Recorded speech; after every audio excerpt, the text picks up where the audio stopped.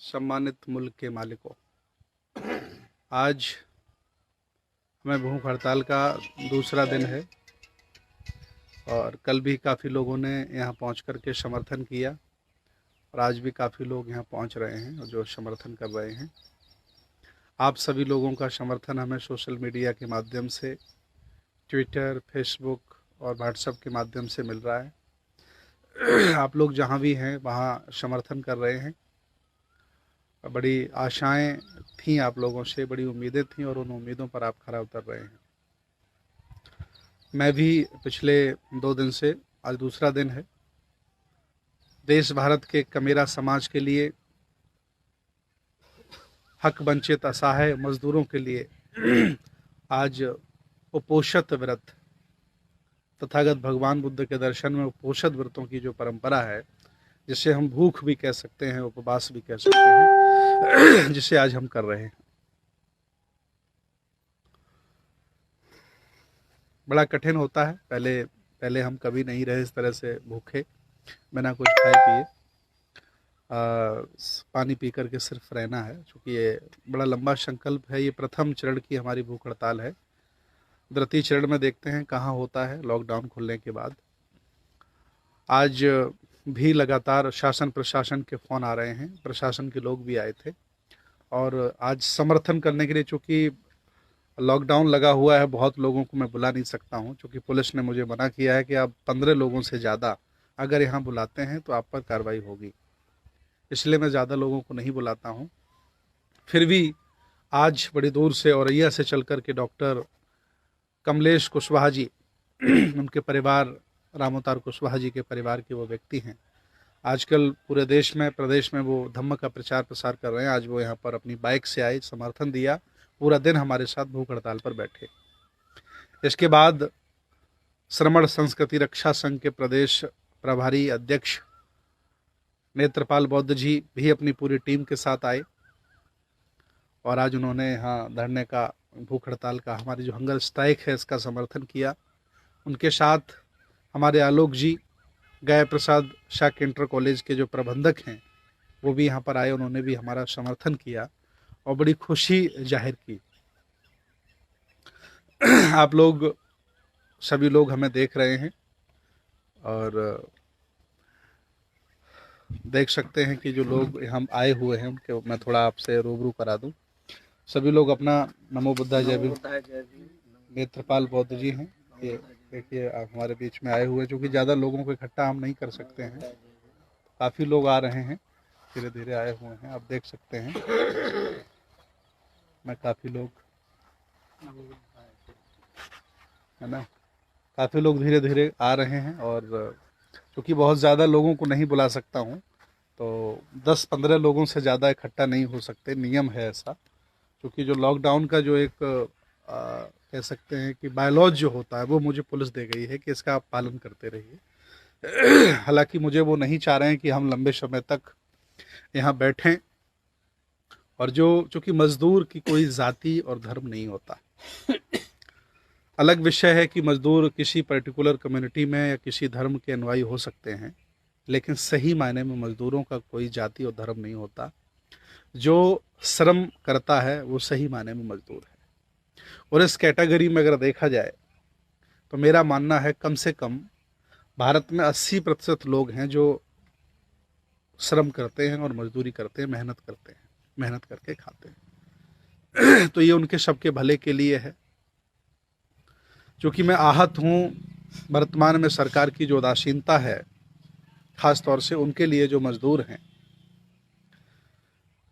जो लोग हमारे साथ लाइव हैं, इंजीनियर प्रदीप जी, दीपक गौतम जी और वीरेंद्र सिंह बौद्ध जी, मुरादाबाद से प्रमोद चौधरी जी, लुधियाना से देवेंद्र आज़ाद, विकास जी, शिवम कमल बौद्ध, अरविंद निगम, विनोद सिंह, इंस्पेक्टर साहब हमारे जो धमाल मचाए हुए हैं आजकल, और पेंटर प्रताप जी और मान सिंह गौतम, है ना, सुमित जी और विकास जी, सतीश जी, भीषम पाल जी, प्रदीप जी, कुशल जी, प्रमोद चौधरी जी, कृष्ण कुमार निषाद, विकास जी, देवव्रत सिंह, शिव कुमार प्रधान, कुशल जी, है ना, ये तमाम लोग हमारे साथ लाइव हैं।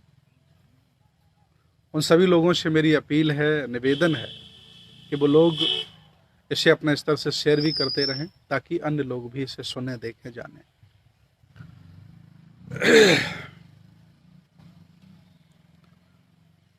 शरीर आपका भी है और शरीर मजदूरों का भी है। आप खुद चिंतन करिए, विचार करिए कि व्यक्ति लगातार अगर 12 घंटे काम करेगा तो कब नहाएगा, कब धोएगा, कब आराम करेगा, और वो अपने बच्चों की देखभाल कब करेगा, बच्चों के खुशहाल जीवन के लिए कब प्लानिंग करेगा। इसलिए मैं किसी भी कीमत पर इसका विरोध करता हूं कि किसी भी तरह से इस बिल को वापस लिया जाए, क्योंकि एक बिल ही नहीं है। मैं पिछले 5-6 सालों से देख रहा हूं कि जिन लोगों ने, वो एक दौर था जब पेट से राजा पैदा होता था। लोकतंत्र है भारत में, हम सबके मसीहा बाबा साहब doctor B are Ambedkar ji ने हम लोगों को वोट का अधिकार दिया। हम लोग निर्णय करते हैं कि कौन मेरी भलाई, मेरे सुख दुख में शामिल हो सकता है, उसे हम वोट करते हैं। तो हम लोगों ने, कह सकते हैं कि सभी लोगों ने, बहुतायत लोगों ने जिन लोगों को सत्ता सौंपी, उनकी मंशाएं क्या हैं, वो कैसे सेवा करना चाहते हैं। हालांकि सही मायने में अगर धर्म की दृष्टि से देखा जाए तो जब व्यक्ति जीत जाता है वो सबका हो जाता है, चाहे वो प्रधान हो, चाहे वो विधायक हो, चाहे वो एमपी हो, चाहे वो मुख्यमंत्री हो और चाहे वो प्रधानमंत्री। अगर उसके मन में भेद बना रहेगा, अगर उसमें उसके मन में लेस मात्र भी भेदभाव बना रहेगा कि ये मेरा और ये पराया, वह व्यक्ति कभी राष्ट्र का निर्माण नहीं कर सकता है, जीडीपी नहीं बढ़ा सकता है और देश को खुशहाल नहीं बना सकता है। मन में भेद हो सकता है कि आपकी संस्कृति अलग हो, हमारी संस्कृति अलग है। आप खाना भून कर खाते हो, कोई उबाल के खाता है, कोई शाकाहारी खाता है, कोई मांसाहारी खाता है, कोई चाइनीज फूड पसंद करता है, कोई मारवाड़ी होटल में जाके थाली खा लेता है, किसी को साउथ इंडियन पसंद है, अलग विषय है। पसंद सबकी अलग अलग होगी, पर्टिकुलर सब्जेक्ट पर लोगों के विचार अलग अलग होंगे। लेकिन राजा, सत्ता पर बैठा व्यक्ति ये मन में भेद करे कि इस व्यक्ति को नेस्तनाबूद करना है, इस व्यक्ति को हमें शिखर पर पहुंचाना है, वह व्यक्ति एक व्यक्ति का फायदा कर सकता है, दूसरे का नुकसान कर सकता है, लेकिन राष्ट्र के लिए कुछ फायदा नहीं कर सकता। वो राष्ट्र को कुछ नहीं दे सकता, यहाँ की संस्कृति को, यहाँ की सभ्यता को, यहाँ के दर्शन को कभी मजबूत नहीं कर सकता। इसलिए जिनकी नफरत मन में भरी है, ऐसे लोगों के हाथ में जब जब सत्ताएं आई, तब तब उन्होंने यहाँ का जो जमीर है, जिसमें प्रेम, करुणा, दया, शील, भाईचारा, मिलजुल के रहने की जो परंपरा है, गंगा जमुनी संस्कृति की जो तहजीब है, जो उसका, उस पर कुठाराघात किया है और उसे नेस्तनाबूद किया है। मेरी अपील है, देखिए मैं बौद्ध भिक्षु हूँ, मैं बिल्कुल भी हिंसा नहीं करता, किसी भी तरह की मन से भी नहीं करना चाह रहा हूँ, बाड़ी से भी नहीं करना चाह रहा हूँ। मैं बस यही चाहता हूँ कि आपको सरकार मिली है, आपको मौका मिला है, आपको इतने अच्छे पद पर जाने का मौका मिला है, तो आप कम से कम लोगों के साथ न्याय करें, आप अपना न्यायिक चरित्र बना के रखें। अभी तो हम अपील ही कर रहे हैं आप लोगों से। हालांकि लोग ये भी कहते हैं कि जब व्यक्ति बहरा बैठा हो, उसके सामने चाहे जितना चिल्लाइए तो आपकी आवाज़ कोई सुनता नहीं है। लेकिन मैं अपने संविधान में एक जो अधिकार है, हमें विचारों की जो अभिव्यक्ति है, जो विरोध करने की हमारे तौर तरीके हैं, ये बात मैं जानता हूं कि जब जब लोकतंत्र में विपक्ष कमजोर होता है तो सत्तासीन लोग सभी लोगों को अपना चारा बना लेते हैं। ये बात मैं अच्छी तरह समझता हूं। लेकिन जो मानवीय मूल्य हैं, जिनको ताक पे न रखा जाए, उनकी कम से कम कदर की जाए। और मैं आज कह रहा हूं, जिंदगी में बार बार कहता रहूंगा कि जिस देश में, जिस घर में, जिस परिवार में श्रम की हत्या होती हो, श्रमशील व्यक्ति का सम्मान ना होता हो, वह घर कभी खुशहाल नहीं हो सकता। आज जो देश में हो रहा है वो आजकल परिवारों में भी हो रहा है। जो परिवार का सबसे निठल्ला व्यक्ति होता है, वह कमेरे लोगों पर अपनी धौंस जमाता है। धीरे धीरे वो निठल्ला व्यक्ति पुलिस से अपनी साठगांठ कर लेता है, धीरे धीरे राजनीतिक हस्तक्षेप भी कर लेता है, और फिर वह अपने रुतबे में सभी कमेरे लोगों को दबा के रखता है। चूंकि बड़े लोगों से सीख रहे हैं छोटे लोग, लेकिन सच्चाई यह है कि जो व्यक्ति करे, जो कमेरा है, जो श्रम करता है, खून पसीना बहाता है, वृक्ष को लगाता है, परिवार को संभालता है, उसकी जिम्मेदारी हो और उसको मालिकाना हक दिया जाए। मैं दुनिया में कई देशों में गया, कहीं भी मेहनत करने वालों को बुरा भला नहीं कहा जाता है, उनके साथ अन्याय नहीं होता है। लेकिन भारत में पहले भी हुआ है, आज भी हो रहा है। यहाँ तो निर्धारित कर दिया गया है कि फला जाति के व्यक्ति फला काम करेंगे। ऐसा विदेशों में नहीं है। वहाँ तो हर व्यक्ति हर काम करता है। वहाँ जातियाँ ही नहीं, वहाँ रिलीजन है। वहाँ ईसाई रहते हैं, मुसलमान रहते हैं, बौद्ध रहते हैं, ताओ रहते हैं, शिंतो रहते हैं और यहूदी रहते हैं, हिंदू रहते हैं, जैन रहते हैं। वहाँ तो मुझे जातियाँ नहीं मिली, लेकिन यहाँ तो बांट रखा है लोगों को जातियों में कि ये काम आप करो। हालांकि बहुत धीरे धीरे लोग जागेंगे तो ये जो शोषण का जो आपका धंधा है वो धीरे धीरे लोगों के मन में उजागर होगा। आज तो बस मैं इतना ही कहना चाह रहा हूँ कि जो श्रम का नया कानून आपने बनाया, वह कानून मजदूरों के हित में नहीं है। वह कानून यहाँ के कमेरा समाज के हित में नहीं है, श्रम करने वालों के हित में नहीं है।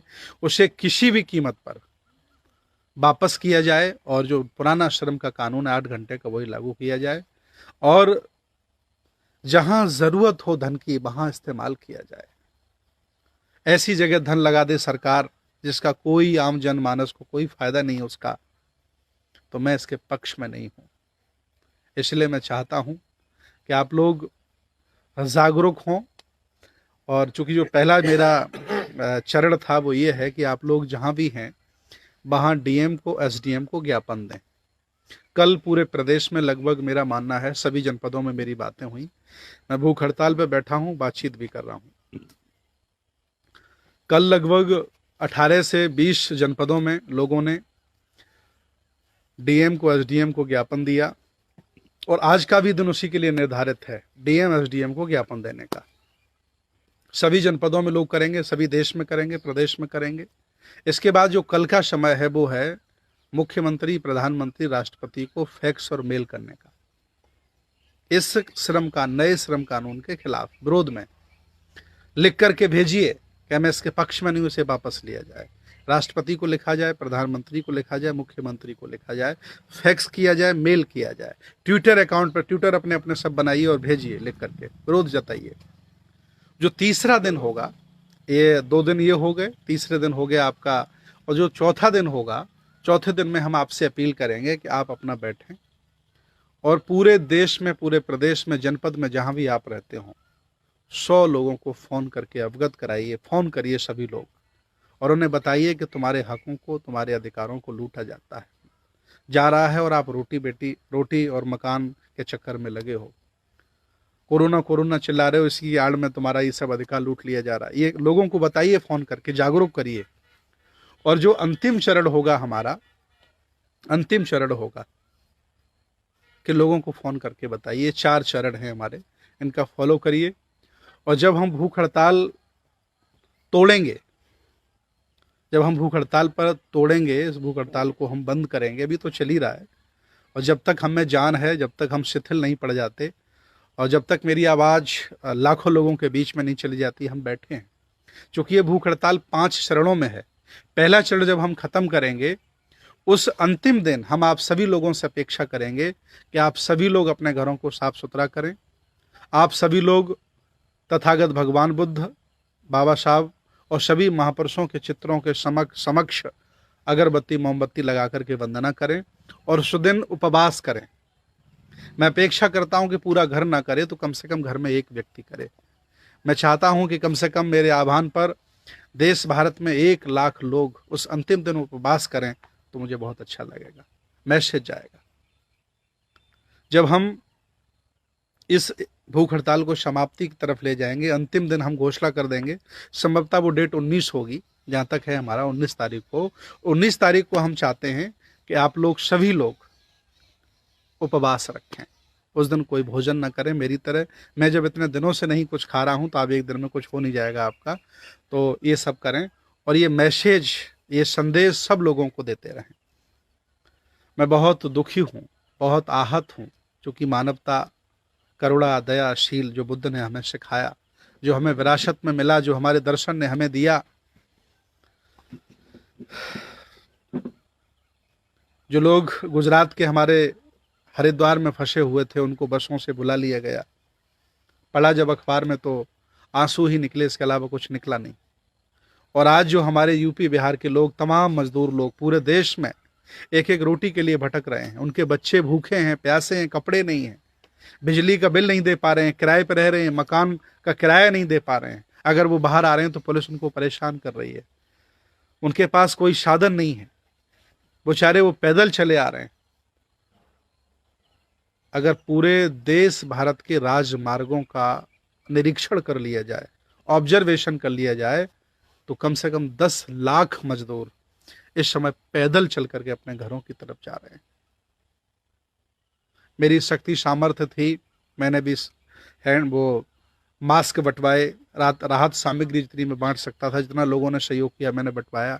अब चूंकि उतना मेरे पास धन तो है नहीं, बौद्ध भिक्षु हूं, तो कम से कम लोगों को जागरूक कर रहा हूं। मैं अपील कर रहा हूं कि और ज़्यादा इन्हें न सताओ। यही बेचारे जब मजदूरी करते हैं तो गेहूं पैदा होता है, यही बेचारे जब मेहनत करते हैं तो मक्का पैदा होती है, यही बेचारे जब मेहनत करते हैं तो धान पैदा होता है, और यही बेचारे जब घर बनाते तुम्हारे घर बनते हैं, और यही बेचारे जब बेलदारी करते हैं तो तुम्हारे घर में काम चलता है। अगर ये लाइट फिटिंग ना करें तो लाइट फिटिंग कौन करेगा तुम्हारे घर में? अगर ये चूना और कलर ना तुम्हारे घर में करें, तुम्हारे घर में कलर कौन करेगा? तुम्हारे अच्छे अच्छे घरों में अगर खाना ये ना बेचारे मजदूर बनाए तो भूखों सो जाओगे। पिज्जा बर्गर की कौन डिलीवरी देगा तुम्हारे घरों में? कौन प्रेस करेगा तुम्हारे घरों की? कौन फोटो स्टेट करेगा तुम्हारे घरों की? कौन कपड़े धुलेगा तुम्हारे? इसलिए अगर अगर ये श्रम जो श्रमिक वर्ग है, अगर ये किसी भी तरह से मरा, अगर किसी तरह से आहत हुआ, तो तुम भी विकास नहीं कर पाओगे। मैं कह रहा हूं आज भी और पहले भी कहता रहा हूं कि आप बड़े व्यक्ति हो, चाहे जितना बड़ा सा घर बना लेना, अगर आसपास झोपड़ियां हैं तो तुम्हारे बड़े घर का कोई मतलब नहीं है। इसलिए थोड़ी दया रखिए मन में। ये बेचारे भटक रहे हैं, नहीं तो इनकी इस समय चेकअप किए जा रहे हैं, जगह जगह उनको रोक लिया गया है। बेचारी महिलाएं, मैं अखबारों से पढ़ रहा हूँ, टीवी देख रहा हूँ, लोग हमारे देख के मुझे बता रहे हैं कि भारत में लगभग अब तक 20 मेरी माताओं ने शहरों से गांव की तरफ आ रही थी और रास्ते में ही उनको प्रसव वेदना हुई और बच्चे को जन्म दे दिया। और वो माँ बेचारी बच्चे को लेकर के 300 किलोमीटर तक पैदल चली गई। विचार करिए इनमें कितनी ताकत है। इसलिए श्रम की हत्या आप लोग ना करें, इनका सम्मान करें। इन्होंने ही देश बनाया है, पहले भी इन्होंने भी लाल किला बनाया था, इन्होंने ही ताजमहल बनाया था, इन्होंने ही आपका संसद भवन बनाया था, और जो बड़े बड़े कार्यालय आपने बनाए इन्होंने ही बनाए हैं, बड़ी बड़ी फैक्ट्रियां भी इन्होंने ही बनाई हैं। अगर इनका मन दुखेगा ना तो ये गांव से फिर वापस शहरों में नहीं जाएंगे, एक भी फैक्ट्री आपकी चल नहीं पाएगी।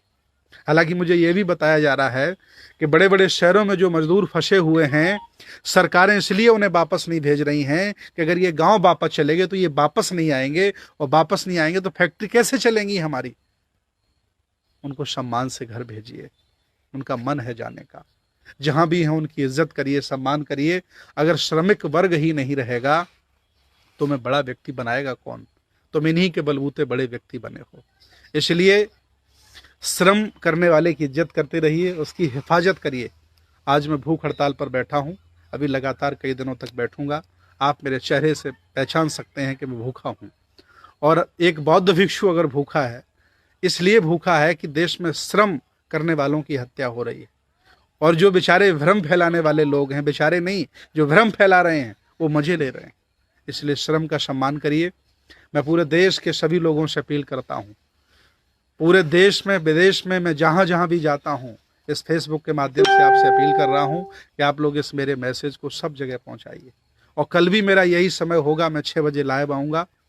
और मैं बहुत दुखी हूँ, और दुखी के साथ साथ मैं आहत भी हूँ कि आज जो ये देश में हो रहा है, ये सरकार गरीबों के साथ उदासीनता का व्यवहार कर रही है, सौतेला व्यवहार कर रही है। ये बिल्कुल अच्छा नहीं है। इससे मैं आहत होकर के भूख हड़ताल पर बैठा हूँ। और मैं ही नहीं, हमारे साथ आप देख सकते हैं लगातार, देखिए कितने बड़े बूढ़े बुजुर्ग लोग, और देखिए हमारे ये सभी लोग, भंते जी हमारे हैं, रतनशील जी बैठे हुए हैं, आप देख सकते हैं ये लोग बैठे हुए हैं। चूँकि ज़्यादा लोगों को यहाँ हम इकट्ठा नहीं कर सकते हैं, लॉकडाउन का है, नियम नहीं है। आप देख सकते हैं सभी लोग हमारे नेत्रपाल बौद्ध जी बैठे हैं। और कल भी अलग अलग संगठनों के लोगों को मैंने लगभग 20-25 लोगों को ज़िले से बाहर ज़िले के लोगों को बुलाया है। वो आएंगे और मैंने उनको आदेश किया है, मैंने आह्वान किया कि आप जहां हैं वहीं पर एक बैनर लगा करके सांकेतिक भूख हड़ताल करिए। आज मैं उन सभी लोगों का आभार प्रकट करना चाह रहा हूं कि जिन्होंने मेरे आह्वान पर अपने घरों में एक बैनर लगा करके भूख हड़ताल, सांकेतिक भूख हड़ताल की है। मैं बहुत आभारी हूं उनका और मैं चाहता हूं कि सभी लोग करें। मैं कल फिर आपके बीच आता हूं तीसरे दिन के भूख हड़ताल में। आज मेरा दूसरा दिन है। बहुत बहुत धन्यवाद। नमो बुद्धाय। जय भीम। जय संविधान। जय श्रमण भारत। धन्यवाद।